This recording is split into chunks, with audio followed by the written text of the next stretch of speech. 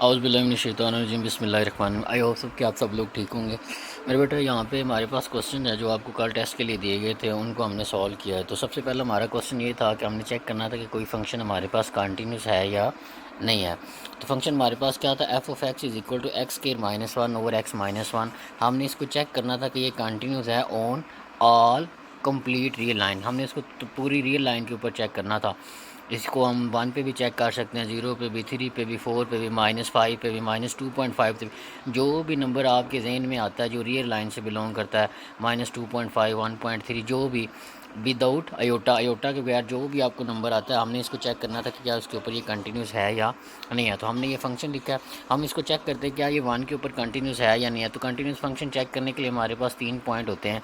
सबसे पहले ये पॉइंट होता है कि हमने चेक करना है कि जिस फंक्शन को हम कंटिन्यूस चेक कर रहे हैं, जिस पॉइंट के ऊपर, उस पॉइंट के ऊपर वो फंक्शन डिफाइंड है या नहीं है। डिफाइंड होने का मतलब ये है कि उस पॉइंट के ऊपर वो पर्टिकुलर वैल्यू देगा, कोई ना कोई अथेंटिक वैल्यू देगा। दूसरे नंबर पे हम चेक करते हैं कि उसकी लेफ़्ट हैंड लिमिट और राइट हैंड लिमिट फंक्शन की इक्वल आती है या नहीं आती।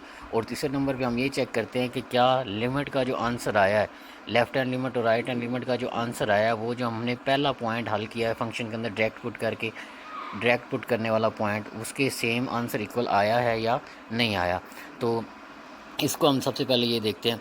तो हमने एक्स इज इक्वल टू 1 पे इसको चेक किया। जब हम एक्स इज इक्वल टू 1 पे इसको चेक किया तो ये हमारे पास एक्स स्केयर की जगह पे 1 का स्केयर आ गया, -1 और 1 -1। 1 में से 1, ये 1 का स्केयर 1 नहीं होगा, 1 - 1 करेंगे तो ऊपर 0 आ जाएगा, 1 - 1 नीचे भी 0 आ जाएगा, तो 0 और 0 फॉर्म बन गई। तो ये हमारे पास कौन सी फॉर्म बन गई, ये अनडिटरमाइनेबल फॉर्म है। ये मतलब 0 ओवर 0 फॉर्म हो, इन्फिनिटी ओवर इन्फिनिटी फॉर्म हो, तो वो अनडिफाइंड फॉर्म है हमारे पास। तो इसका मतलब ये हुआ कि फंक्शन ने पर्टिकुलर वैल्यू के ऊपर हमें कोई नॉमिनेट या प्रोमिनेंट आंसर नहीं दिया। तो इसका मतलब ये वाला जो फंक्शन है ये क्या है, डिसकंटिन्यूस फंक्शन है। इसके बाद हम आगे चलते हैं। हमारे पास नेक्स्ट फंक्शन ये था, इसको भी चेक करना था कि ये कंटिन्यूस है या नहीं। फंक्शन हमारे पास पीस वाइज फंक्शन है। पीस वाइज फंक्शन कैसा फंक्शन होता है, जिसके ऊपर फंक्शन जो है डिफरेंट डोमेन पे डिफरेंट आंसर दे। जैसे जब भी हम x लेसर इक्वल टू 3 लेंगे तो हम ये वाला फंक्शन यूज़ करेंगे, और जब x ग्रेटर दैन 3 होगा ये वाला फंक्शन यूज़ करेंगे। तो इसका मतलब ये होगा कि हमने डोमेन को क्या कर दिया है, डिवाइड कर दिया। ऐसा फंक्शन जिसके अंदर डोमेन को डिवाइड किया, वो फंक्शन दो तरह से आंसर दे रहा हो, उसको हम बोलते हैं ब्रैकेट फंक्शन। ये हमारे पास एक ब्रैकेट फंक्शन है, इसको हमने चेक करना है कि ये x इज इक्वल टू 3 पे कंटिन्यूस है या नहीं है। तो सबसे पहले हमने किस पॉइंट के ऊपर इसको चेक करना है, 3 के ऊपर। तो एक ये इसकी दी हुई है डोमेन, एक ये दी हुई है। इसमें हमारे पास वो वाले ये वाला फंक्शन हम तब यूज़ करेंगे x is equal to 3 use करने के लिए, कंटिन्यूस चेक करने के लिए, जब हमारे पास x हम क्या लेंगे, ग्रेटर दैन 3 लेंगे। और ये वाला फंक्शन हम कब यूज़ करेंगे, जब हमारे पास x जो है या तो 3 के इक्वल होगा या 3 से कम होगा। तो हम किस पॉइंट पे चेक कर रहे हैं, 3 पे। फॉर एग्जांपल हम चेक करें x इज इक्वल टू 3 पे, तो हम कौन सा फंक्शन यूज़ करेंगे इन दोनों में से। तो x इज इक्वल टू 3 इसके अंदर आ रहा है, नहीं, इसके अंदर कौन से नंबर आ रहे हैं जो 3 से बड़े हैं, तो हम ये वाला फंक्शन लेंगे। इसके अंदर इक्वल टू वाला भी आ रहा है और लेस दैन 3 वाला भी आ रहा है। तो जब हम इक्वल टू वाला x इज इक्वल टू 3 पे लेंगे तो ये वाला फंक्शन यूज़ होगा। जहाँ जहाँ पे x आ रहा है वहाँ पे 3 पुट कर देंगे। यहाँ पे 3 आ गया, एक्स स्केयर प्लस 4 है, उसकी जगह पे एक्स स्केयर की जगह पे क्या आ गया, 3 का स्केयर प्लस 4, इसको सॉल्व किया तो 13 आ गया। अब हम चेक करते हैं, ये हमने पहला पॉइंट चेक कर लिया कि फंक्शन जो है जिस पॉइंट पे आप उसको कंटिन्यूस चेक कर रहे हैं उसका कोई ना कोई आंसर आना चाहिए। तो इसका आंसर हमें मिल गया। अब हम चेक करते हैं इसकी लेफ्ट हैंड लिमिट और राइट हैंड लिमिट। तो लेफ्ट हैंड लिमिट के लिए क्या मतलब है कि एक्स जिस पॉइंट पे आप उसको कंटिन्यूस चेक कर रहे हैं उससे लेस की तरफ जहाँ पे फंक्शन हमें वैल्यू दे रहा है। तो लेस वाला कौन सा, ये वाला फंक्शन दोबारा यूज़ किया लेफ्ट हैंड लिमिट के लिए। लिमिट एक्स अप्रोचेस टू 3 के ऊपर बार लगाया। बार का मतलब ये होता है कि हम कौन सी लिमिट ले रहे हैं, लेफ्ट हैंड लिमिट ले रहे हैं। तो लेफ्ट हैंड लिमिट लगाने के लिए ये हमने फंक्शन लगाया, इस फंक्शन की वैल्यू पुट कर दी ये वाली, क्योंकि लेफ्ट हैंड लिमिट लगा रहे हैं। राइट वाले ये किसके लिए आएगी, राइट वाली जब x equal to greater than 3 होगा। ये x लेस दैन 3 के लिए अब हम यूज़ करें, तो ये वाला फंक्शन आ गया। x की वैल्यू पुट करेंगे तो ये हमारे पास 13 बन जाएगा। जब हम इसकी राइट हैंड लिमिट मेरा बेटा चेक करेंगे, राइट हैंड लिमिट, तो राइट हैंड लिमिट के लिए हम कौन सा फंक्शन यूज़ करेंगे, अब ये वाला यूज़ करेंगे। राइट हैंड लिमिट का मतलब ये होता है कि जब हम उस पॉइंट से आगे की तरफ से कोई नंबर पुट कर रहे हैं, तो ये वाला फंक्शन यूज़ करेंगे राइट हैंड लिमिट के लिए। इसका राइट हैंड के लिए पुट करेंगे तो 4x - 18, एक्स की जगह पे 3 आ जाएगा। और राइट हैंड लिमिट के लिए 3 के ऊपर प्लस लगाते हैं हम, तो x की जगह पे 3 आ जाएगा, यहाँ पे 4 × 3 आ जाएगा तो 12 आ जाएगा।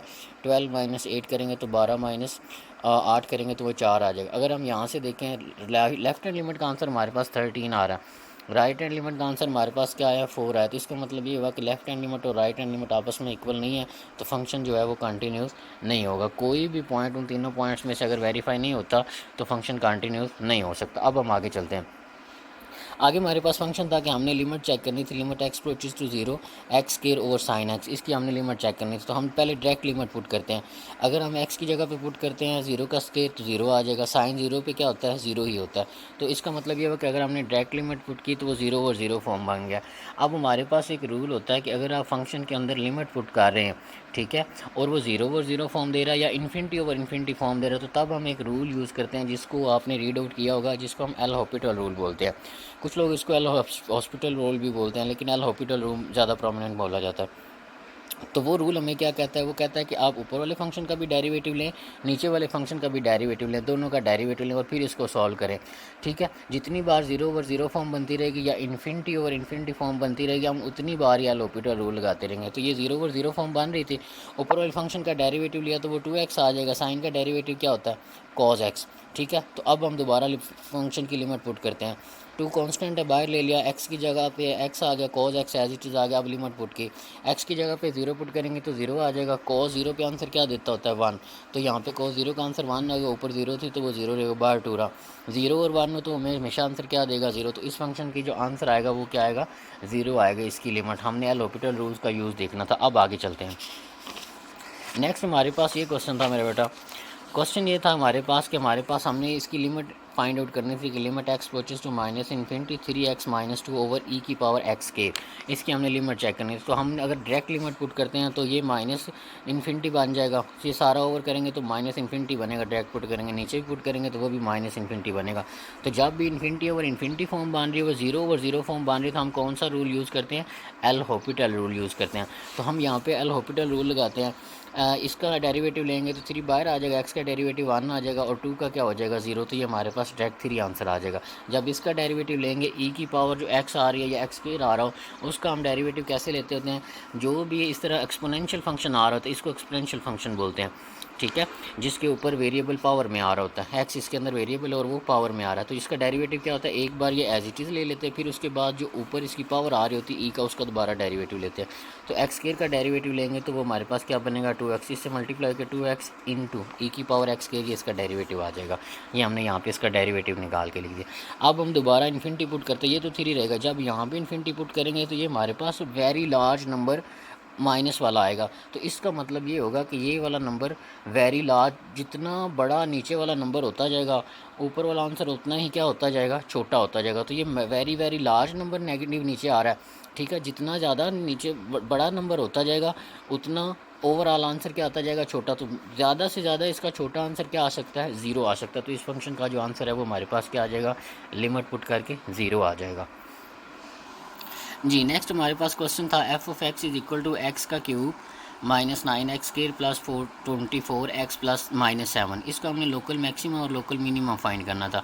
तो आपको पता है कि लोकल मैक्सिमा और लोकल मिनिमा कैसे फाइंड करते हैं। सबसे पहले हम पहला डेरिवेटिव लेते हैं, पहला डेरिवेटिव का जो आंसर आता है उसको 0 के इक्वल पुट करके x की वैल्यू निकालते हैं, जिसे हम क्रिटिकल पॉइंट कहते हैं।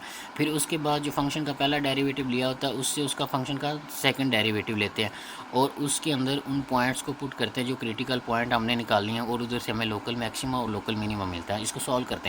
सबसे पहले हमारे पास फंक्शन था, हमने इसका क्या लेना, फर्स्ट डेरिवेटिव लेना। फर्स्ट डेरिवेटिव लेंगे तो पहले के ऊपर पावर लग जाएगा, ये हो जाएगा 2x स्क्वायर, यह आ जाएगा -18x प्लस 24 आ जाएगा और -7 का आंसर क्या हो जाएगा 0। तो ये हमारे पास पहला डेरिवेटिव आ जाएगा।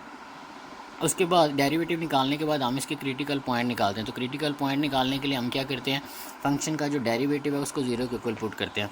तो फंक्शन के डेरिवेटिव को एफ प्राइम ऑफ एक्स से शो करते हैं, इसको 0 के इक्वल पुट किया तो इसका मतलब है ये सारी चीज़ 0 के इक्वल आ जाएगी। 3 इसमें से कॉमन आ रहा है, 3 बाहर ले लिया, बाकी ये चीज़ रह जाएगी। 3 इधर मल्टीप्लाई और इधर आके डिवाइड होगा तो ये 0 ही रहेगा। बाकी हमारे पास क्या रह जाएगा एक्स के -6x प्लस 8। इसको हम फैक्टराइजेशन से सॉल्व करेंगे तो हमारे पास एक्स की वैल्यू 1 और x2 की वैल्यू क्या आ जाएगी 4 आ जाएगी। ये हमारे पास क्या है मेरे बेटा, क्रिटिकल पॉइंट है, इनको आपने याद रखना, ये हमारे पास क्रिटिकल पॉइंट आया। अब फंक्शन का जो फर्स्ट डेरिवेटिव है इसका सेकंड डेरिवेटिव लेंगे। जब इस फंक्शन का सेकंड डेरिवेटिव लेंगे तो हमारे पास इसका आंसर ये बनेगा। इसका दोबारा डेरिवेटिव लेंगे तो आपके पास ये वाला आंसर आएगा। अब सेकंड डेरिवेटिव जो आता है इसके अंदर हम क्रिटिकल पॉइंट पुट करते हैं। ये आंसर आया इसका। इसके अंदर पहले हमने x1 पुट किया, x1 हमने पुट किया, इसका आंसर आ गया हमारे पास -6। x1 हमने, मेरे बेटा ये जो क्रिटिकल पॉइंट है इसको किसके अंदर पुट करना है? सेकंड डेरिवेटिव के अंदर। जब सेकंड डेरिवेटिव के अंदर पुट कर दिया, इसका आंसर लेस देन 0 आ गया, तो इसका मतलब अगर लेस देन आंसर 0 आ रहा है तो उस पॉइंट पे फंक्शन क्या होगा? लोकल मैक्सिमा होगा। तो इसका मतलब ये होगा कि x = 1 पे फंक्शन क्या? Local maxima. और उसके बाद हम जब x2 पुट करेंगे, x2 का आंसर क्या था? 4। x2 का आंसर हमने किसके अंदर पुट करना है? जो सेकंड डेरिवेटिव था इसके अंदर सेकंड डेरिवेटिव के अंदर x4 पुट करेंगे तो इसका आंसर आएगा +6। तो ऐसा पॉइंट ऐसा क्रिटिकल पॉइंट जिसके ऊपर सेकंड डेरिवेटिव लेस देन 0 हो जाए उसके ऊपर फंक्शन क्या होता है? लोकल मैक्सिमा होता है। तो x = 1 पे हमारा फंक्शन क्या? Local maxima. और x = 2 हमने पुट किया तो उसका आंसर >0 आया। किसके अंदर? सेकंड डेरिवेटिव के अंदर। तो अगर >0 आंसर आ जाए सेकंड डेरिवेटिव का, जब हम क्रिटिकल पॉइंट पुट करते हैं तो वो उस पॉइंट पे फंक्शन क्या होगा? Local minimum. तो x2 जो हमारे पास 4 था और इसके ऊपर फंक्शन क्या होगा? लोकल मिनिमम होगा। ये वाले जो आंसर दोनों आए ये हमने x की डोमेन पे फाइंड किए हैं। x की डोमेन पे हमने इनको किसके ऊपर भी फाइंड करना है? पेयर की फॉर्म में फाइंड करना है। तो सबसे पहले हम ओरिजिनल फंक्शन के अंदर क्या पुट करेंगे? x = 1 पुट करेंगे तो उसका आंसर 13 आ जाएगा। और इसका पॉइंट अब x एक्सिस के साथ बनाएंगे तो ये हमारे पास बन जाएगा 2,13 पे हमारे पास फंक्शन मैक्सिमा आ जाएगा। इसी तरह जब हम x2 जो है उसको इसके ओरिजिनल फंक्शन के अंदर पुट करेंगे तो हमारे पास y की वैल्यू आ जाएगी। तो x2 y2 जो हमारे पास बनेगा वो बनेगा 4,9।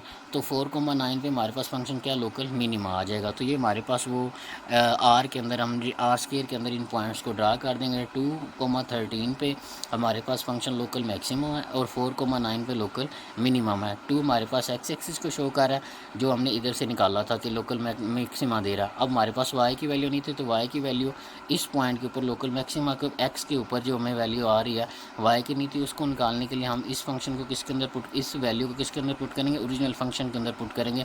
और इस क्रॉसपोंडिंग x के हमारे पास क्रॉसपोंडिंग y की वैल्यू आ जाएगी 2,13 और इसी तरह यहाँ पे 4,9 ये हमारे पास लोकल मिनिमा हो जाएगा। तो ये आपका टेस्ट था, इसको एक नज़र आप अच्छे तरीके से देख लें। अगर किसी का कोई क्वेश्चन है तो वो पूछ लें। Thank you.